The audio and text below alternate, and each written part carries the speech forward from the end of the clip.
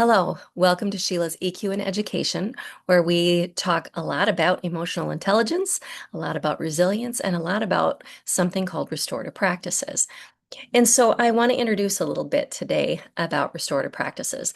There's a lot out there, a lot you can buy. Again, you can do things without curriculums.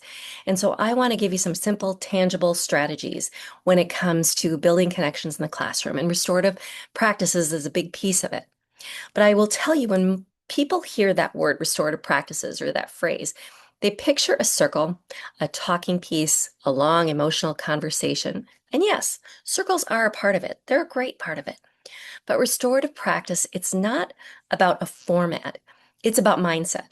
It's about that mindset that we bring into every interaction, every decision, and every response to behavior. In restorative work, it starts with a simple mindset shift. It's all moving from control to connection. So instead of asking, well, what rule was broken, we ask, what happened? Instead of who's to blame for this one, we ask who is affected.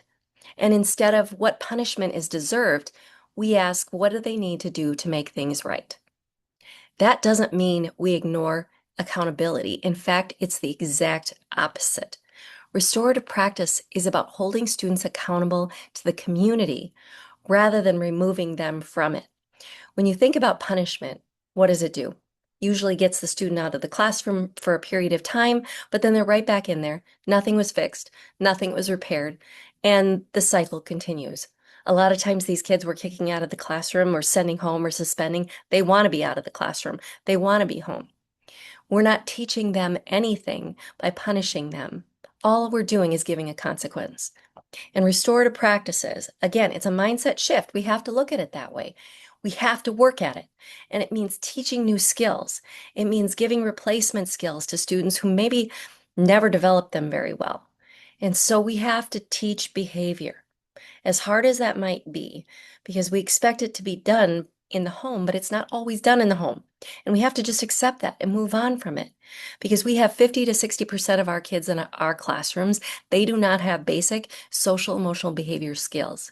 And that means we have to teach it.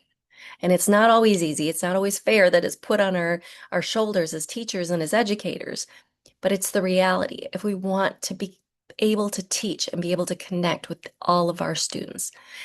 And so think about that as you look in that restorative lens. Behavior is not the whole story. It's a message. So a student who shuts down might be saying, I don't feel safe enough to try. And a student who talks back might be saying, I don't feel heard. So before labeling a student as disrespectful, we need to pause and ask, what is the story beneath this behavior? Because again, behavior is communication, and our job is to listen before we respond. So the heart of our restorative work, it is curiosity instead of judgment. So what does this look like day to day for you in your roles? It's not about adding another thing to your plate. It's not at all. And I think that sometimes when we hear restorative practices are coming, we just panic and think another initiative. It's not an initiative. It's about how you show up. It's when you check in before correcting. It's when you say, help me understand what's going on here, instead of why did you do that? It's when you model repair. Hey, I can't handle that well, or I didn't handle that well. Can we try again? It's how we model fixing it when we do things wrong. There's these small, consistent moments that build safety, trust, and accountability over time.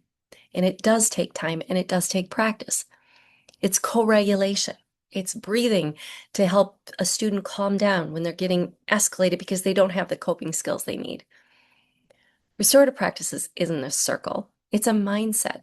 It's how we teach empathy, responsibility, belonging, and not through lectures, but in how we respond when things fall apart. Because when we change our mindset, we change the culture. EQ in education. Small practices, big impact. Come back for more tips. Bye.